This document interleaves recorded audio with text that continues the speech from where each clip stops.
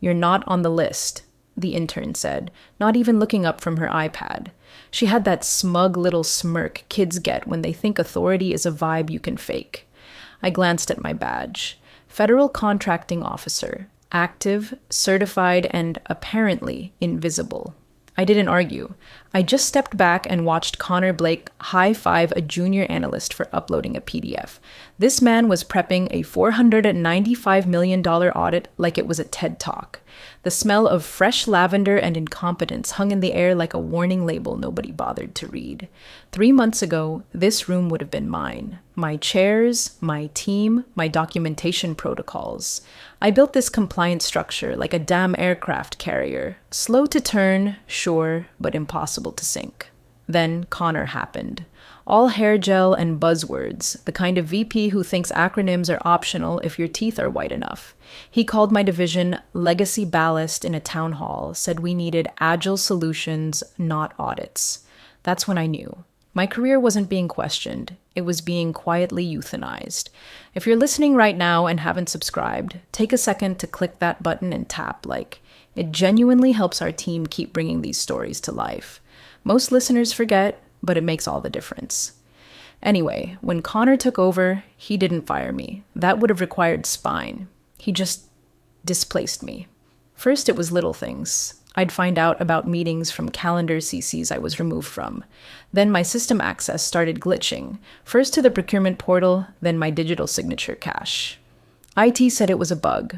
I said nothing, because I knew it wasn't a bug. It was a burial. He replaced me as contracting officer without even filing the redesignation.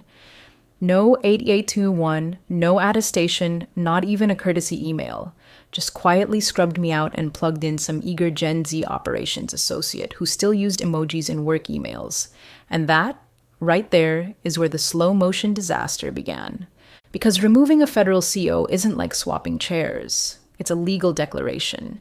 You don't just unbadge someone. You submit paperwork. You notify oversight. You acknowledge chain of responsibility in writing. That didn't happen. So I did what 14 years of federal compliance had taught me. I documented. Not for revenge, for record. For the moment someone somewhere would ask, how did this happen? And the answer would be lined up, time-stamped, cross-referenced, and ready to outlive every smug little intern on that clearance-denied guest list. I kept showing up, doing the visible pieces they still let me near, vendor logs, invoice reviews, answering low-risk emails that were suddenly too confusing for the new hire. I'd become a ghost in my own system. But here's the thing about ghosts. We know the blueprints. We know where the pipes run, where the weak joints crack, and when the pressure builds, we don't scream. We wait for the walls to speak. Connor Blake showed up like a Red Bull ad wearing a Rolex, 6'2", veneers so white they practically screamed over every woman in the room, and a LinkedIn bio longer than his attention span. On day 1, he called a 7 a.m. all hands and opened with, "I'm here to optimize this operation from the inside out." Translation: someone convinced the board that Flash beats federal protocol. I didn't even flinch when he called compliance bureaucratic bloat in front of a dozen junior staffers. I've heard worse from Congress. But what did crawl under my skin? The way he used my name in the past tense. Before Connor, he said at the next budget review, we had someone named Marcus handling federal workflows, but that process was dated. We're streamlining now. I didn't correct him. I didn't raise my voice or stand up in the glass conference room like some kind of union steward. I just sat there, hands folded, pulse calm, watching him use buzzwords like throwing darts in the dark. Agile, synergy, de-silo. He didn't know the difference between a CO and a COR, but he sure as hell could talk in circles until people stopped asking questions. He thought confidence was a substitute for clearance. The real shift came 2 weeks later, when I got a bounce-back logging into our internal contractor vetting system. Access revoked, it said. No explanation. Then my signature key for Form 14-wire-9s went missing from the document trail. And finally, I got a calendar invite titled Reassignment of CO Duties, FY Change. It was from his assistant. Not legal, not federal oversight, his assistant. She put a smiley face emoji in the subject line. I sat at my desk, stared at the screen, and opened a spreadsheet titled Removals, unfiled. I started logging everything. Time of change, affected systems, missed notices. I didn't ask why anymore. I just built a record like a forensic accountant preparing for an inevitable collapse.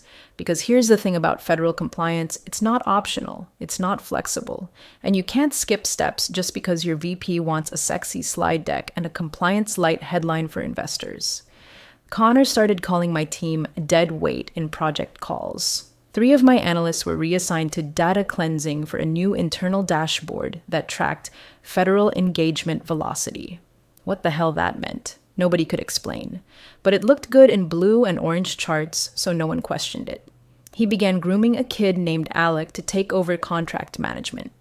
Alec, who once asked me if an RFP was like a startup pitch deck but for boring people. Alec, who copied part of a GSA template into a SharePoint doc and declared, "Boom, we're compliant." I swear I aged a decade in that moment. They were shaving cost. They were speeding optics, and they were walking a knife's edge of federal violation without even knowing the edge was there. I didn't argue. I didn't whine. I went quiet. Because Connor didn't understand yet, he thought removing me was just a leadership flex. But what he really removed was the only person who knew where every skeleton, filing cabinet, and procedural landmine was buried. And when the auditors came, he'd learned the difference between fast and federal the hard way. The moment I knew it wasn't just a reorg was when my federal credential pinged red at the badge reader outside room 214, secure storage. That door had never denied me. 14 years of working these floors and I'd never once seen it flash red. But there it was. Access denied. Contact administrator. I didn't panic. I didn't knock. I turned around and walked straight back to my office. I'd seen enough purges in my career to know when the knives were out. They weren't firing me. No, that'd make a paper trail. They were erasing me, one system at a time. 2 hours later, I lost access to the Integrated Award Environment portal. Then my name was scrubbed from the sam.gov point of contact registry. I pulled up our internal FedTrack system and tried to run a monthly obligations report. Error. Insufficient clearance. I opened a fresh Excel file. Title: delistings log.xlsx. First entry: 37 SAM registry CO roll removed, no reassignment notice filed. I didn't need a whistle. I needed receipts. I cross-referenced FAR regulations and double-checked the internal protocol binder. Section 14.2b, page 47, clearly stated that a contracting officer could not be removed without a signed reassignment, attestation acknowledgement, and federal notice of action. Nothing was filed. I even ran a quiet search through our document archive to see if someone had done it retroactively. Empty. Just a hollow change in a system that assumed nobody would check. By the end of the week, I'd logged 6 unauthorized removals. My digital signature key had been quietly reassigned to Alec. Yes, that Alec.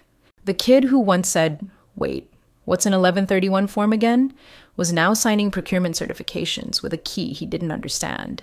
And if anyone from the Department of Defense ever audited those files, they wouldn't ask him why. They'd ask me. That's when I started printing. Not just saving PDFs, printing. Physical logs, full audit trails, every email, every access denial notice. I stored them in a fireproof safe under my desk, along with a red envelope marked Federal Notice Prep. Read if breach. Inside, a copy of the unfiled CO reassignment form, unsigned.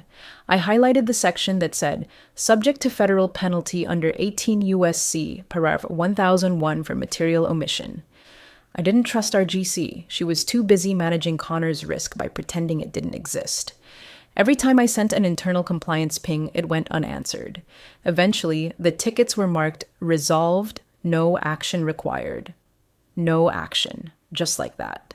Like I hadn't spent 14 years making sure our federal license stayed intact through 3 mergers, 2 shutdown threats, and 1 near blacklist in 2016. The final blow came in a staff meeting when Connor gestured at me across the room and said, "Marcus, can you make sure Alec's good to go for the DFARS refresh? We don't want old school friction." That's when I knew he'd replaced me in every way except legally, which meant I still had something he didn't. Standing. Standing is everything in federal work. It's your name, your authority, your culpability. You can't just hand it off like a coffee cup. So I sat there, nodded politely, and opened my notebook to a fresh page. Title: Standing Breach Timeline. First bullet: CO reassignment not filed. Verify escalation procedure. Second: send anonymous tip to oversight body, include exhibit log. I didn't need credit. I needed the truth on record before this train flew off the rails. Let Connor have the stage. I was preparing the autopsy. The irony hit me hardest around 2 a.m., sitting at my kitchen table in sweatpants, reviewing a PDF ALEC uploaded to our internal procurement log.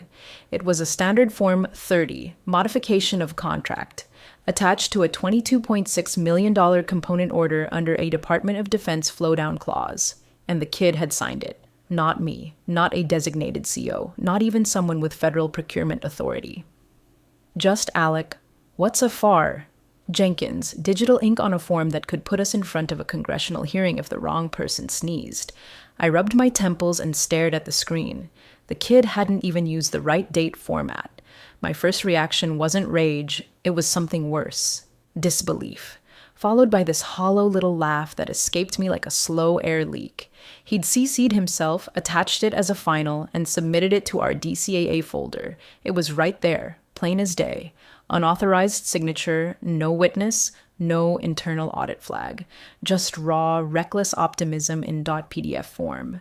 So I did what I was trained to do. I pulled out the draft I'd been quietly working on, an inquiry letter addressed to the Office of Federal Contract Compliance Programs. It wasn't signed. Not yet. Just outlined. Just facts. Timelines, timestamps, exhibit numbers. I made a separate digital copy with only the supporting logs, sanitized of my name, and uploaded it through a secure portal we'd used during an unrelated compliance matter in 2018. It wasn't anonymous exactly, but it wouldn't bounce either. I wanted it seen, quietly, cleanly, no drama. Connor didn't even try to hide it anymore.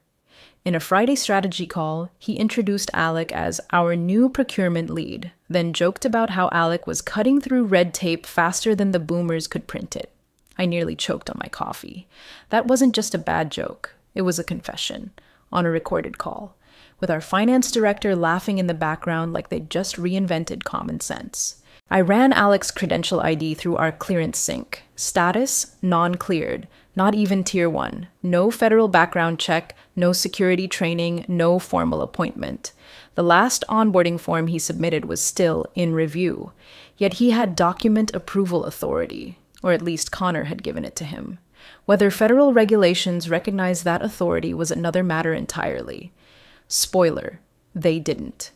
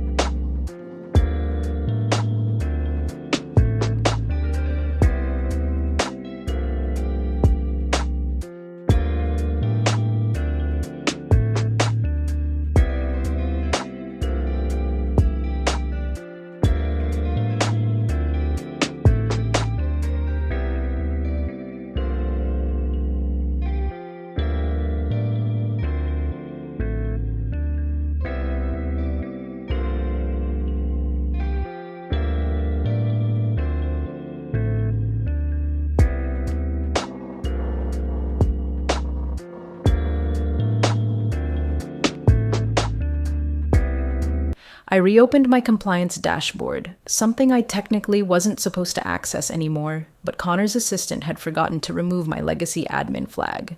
Inside the audit log, I found 5 documents ALEC had signed in the last 30 days. 3 were active contract mods. One had an escalation clause. One included a small business set-aside that, if mishandled, could trigger a formal protest. This wasn't just a violation, it was a slow, bleeding wound, one that nobody wanted to look at because the optics were too pretty and the decks too clean. I started indexing everything: document ID, upload time, signer, signature, key mismatch. I flagged Alec's entries in red and cross-referenced the contracts against our federal reporting obligations. Every one of them technically violated FAR subpart 1.602.1. Only contracting officers may enter into, administer, or terminate contracts. Not Alec. Not Connor. Not a single person who'd taken the required training. Still, I didn't raise hell. I didn't storm into Connor's office with a folder and a vengeance speech. I just built the file. Because I wasn't trying to stop the train anymore. I was simply making sure the black box was intact for when it derailed. The email hit inboxes at 8:42 a.m. with a subject line so smug it practically strutted. Get ready. Federal Audit Week confirmed. Connor had finally locked the $495 million defense subcontract audit dates, and he was treating it like prom. He scheduled a mandatory all-hands for noon, filled the agenda with bullet points like rebranding the audit narrative and federal trust through agile optics. I nearly laughed out loud. I've been through more federal audits than he's read briefing memos. You don't rebrand a compliance review, you survive it, if you're lucky. In the meeting, he stood at the front of the room like a motivational speaker with a federal death wish. Big screens, branded slides, key stakeholder confidence metrics. His favorite buzzword of the week was streamlined transparency. He talked about how Alec had revamped our procurement workflow and how his lean compliance philosophy would make this audit the fastest on record. I watched our legal counsel nod along like someone watching their house slowly catch fire but deciding to compliment the drapes. Connor kept referring to Alec as our CO proxy. That's not a thing. There is no proxy for a contracting officer. That's like calling someone a pilot adjacent and handing them the plane. Alex sat there like he'd just won a prize, clueless that he was about to be turned into Exhibit B. The entire presentation was ego lacquered over ignorance, and nobody brought up the most basic issue. Who was the registered CO of record? I knew the answer. The auditors knew too, because 3 days ago, they'd received a discrepancy flag with a fully indexed attachment. From me. The metadata on that document was clean, precise, and impossible to ignore. I'd timed it perfectly, just far enough ahead for their intake team to verify without alerting Connor's PR parade. The audit team now knew that while Alec was signing procurement forms, the company had failed to legally reassign the contracting officer, which meant every single action executed under his name was in a compliance no man's land, invalid, vulnerable, and very, very expensive. I didn't flinch during Connor's closing line. We're entering this audit as a model of modern federal partnerships. That line would age like milk. When the meeting adjourned, people clapped, like they were watching a halftime show instead of marching straight into a regulatory landmine. I grabbed my coffee, walked back to my desk, and opened a private folder titled Audit Crossfire, Prepared Statements. Inside were 2 drafts, one for federal follow-up, the other for internal legal, both pre-approved by our last outside compliance consultant, who'd once told me, always write your history before someone else tries to. I didn't need revenge. I wasn't angling for some cinematic, I told you so. I just needed accountability.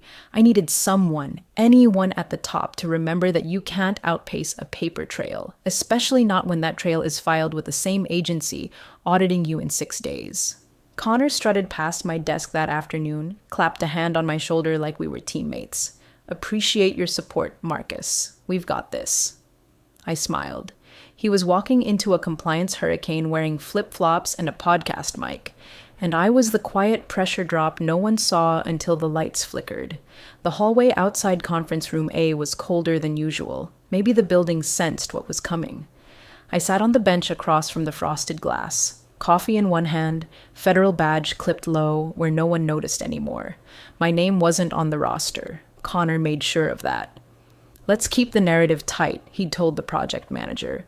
We don't need legacy voices muddying the tone. Translation, I'd become a liability to the illusion. That morning, Connor came in like a man heading to his own coronation. Custom-tailored navy suit, hair sprayed into oblivion, presentation remote clipped to his belt like a holstered weapon. The interns looked starstruck. Legal counsel was trailing behind him, cracking jokes about low-stakes compliance and sipping something that was either kombucha or hubris. You could hear the smug in their heels. At 9 a.m. sharp, the audit team entered. 2 men, 1 woman. No small talk, just briefcase clicks and government IDs. The lead agent gave a quick nod and started setting up on the left side of the table. Connor took the head, of course. He powered up the projector, flashed the opening slide. Building tomorrow's federal relationships, today. I swear it had a stock photo of Alec shaking hands with someone in a lab coat. I sipped my coffee. Showtime. From my seat in the hallway, I could see their shadows moving through the frosted glass. Occasionally, a voice would cut through the muffling. The auditor, calm and surgical. Connor, upbeat and vaguely defensive. Alec rambling something about modern procurement cadence. I could only imagine how many violations were being uttered in real time. And then it happened. The light shift. That quiet drop in tone you only notice if you've been through this enough times to recognize it. It was around 9:47 a.m. The air in that room went still. No voices, no slides flipping, no movement, just silence. Then, through the door, I heard the agent speak, low, deliberate. "Can you please confirm the name of the active contracting officer of record for the past 120 days?" Connor's voice broke slightly. "That would be Alec Jenkins. He's handling our federal workflows." A beat. Paper shuffling. Then came the sentence that cracked the foundation. "This is Form 134B, dated March 12th, filed by Mr. Marcus Bell. It states that no reassignment of CO authority was ever submitted. Can you explain that?" I didn't need to see it. I knew exactly which document they were holding. Black ink, crisp font, header marked confidential federal file. My quiet letter slipped through the proper channels weeks ago.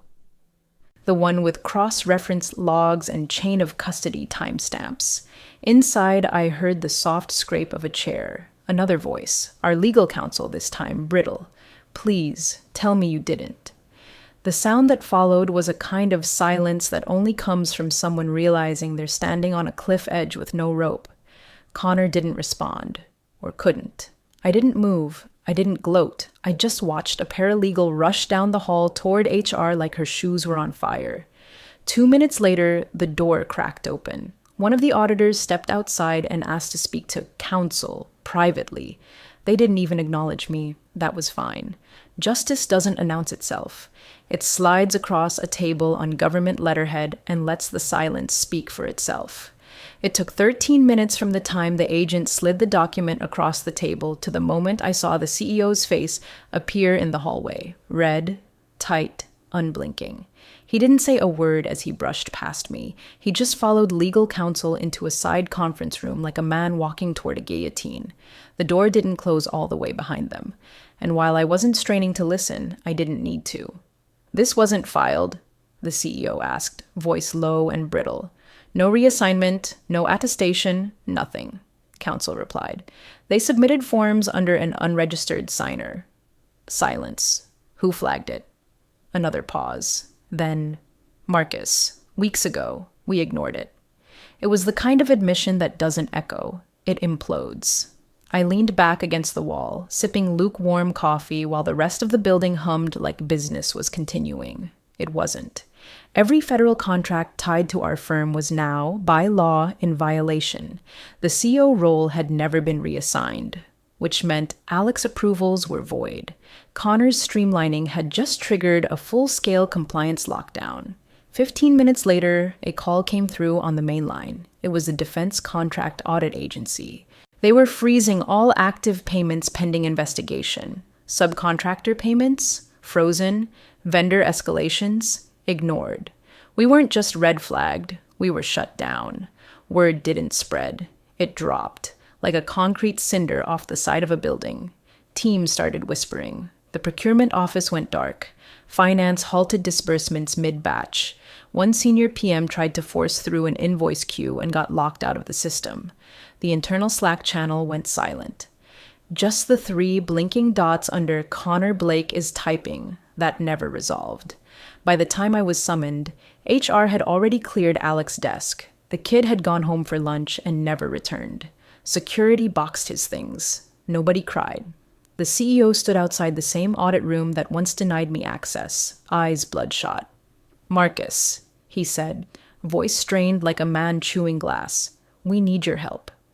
I didn't smile. I didn't sigh. I just nodded once and followed him in.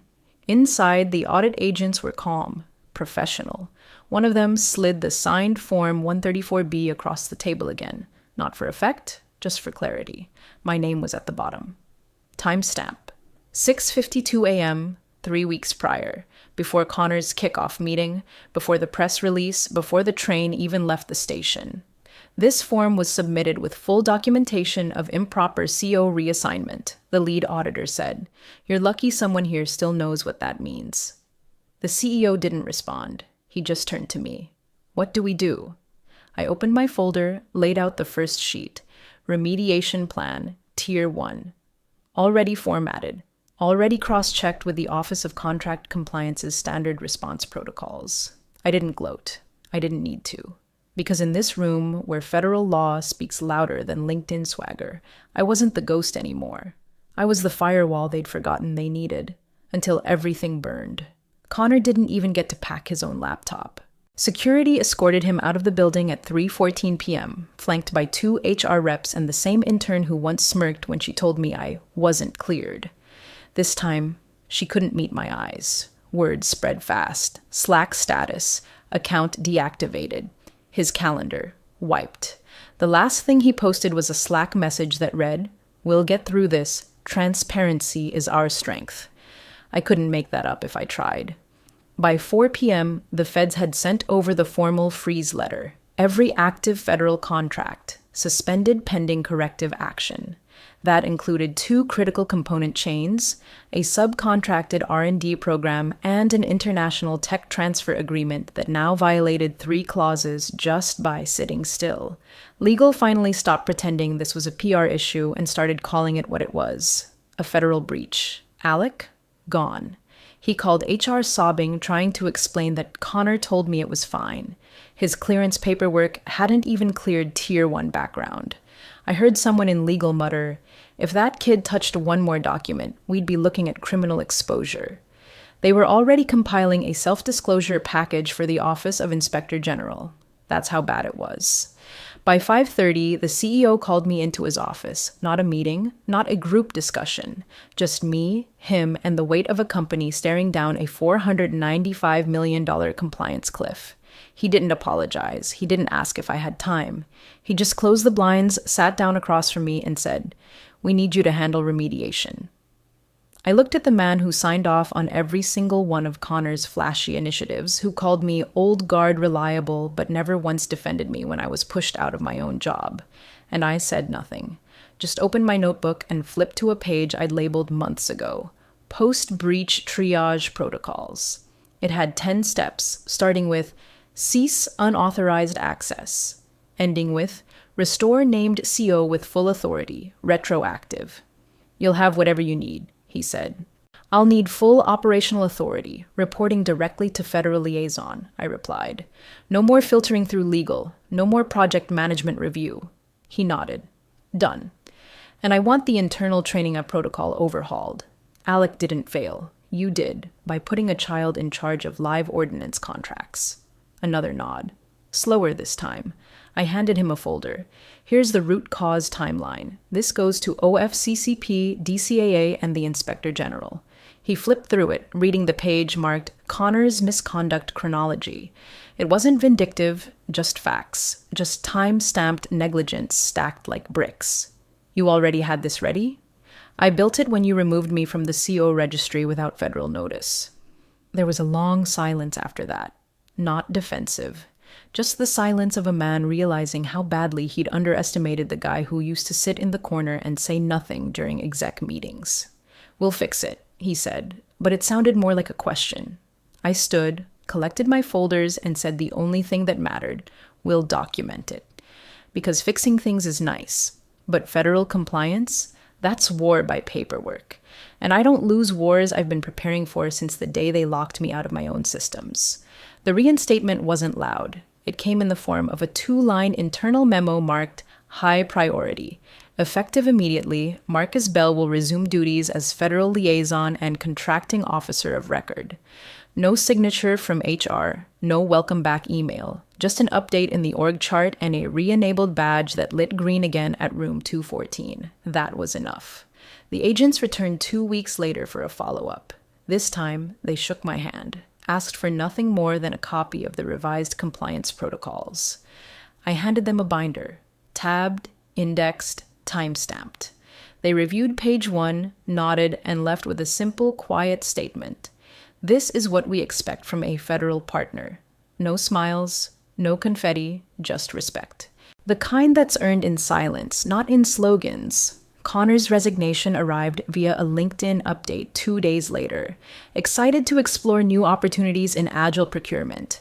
No mention of suspension. No mention of the audit. Just the usual backslapping buzzwords from people who think deletion equals deletion. But I had screenshots, timelines, exhibit logs. He may have walked away clean on paper, but the stain was permanent where it mattered.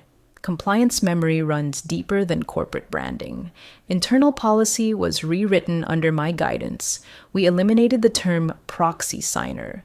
We required dual attestation on all CO transitions, and every new hire now had to pass a federal clearance verification before touching any contract data. Alex's name was never spoken again. I didn't ask where he went. I just made sure no one like him ever slipped through again. That old checklist, the one I started the day my badge first blinked red, I pulled it from the bottom drawer of my desk, a little dusty, still legible. At the top, scrawled in black ink, if removed illegally, prepare Exhibit A. I checked the final box, then I folded it, placed it in an envelope labeled closed, and slid it into the back of my file cabinet, right behind the printed Form 134B. People talk a lot in this business. They spin, distract, rebrand, and bluff. But when the lights flicker and the money freezes, the people who built the bones of the system are the only ones left standing. I never shouted, never threatened, never made a scene. Because when you build within the law, you don't need to raise your voice, just your documentation.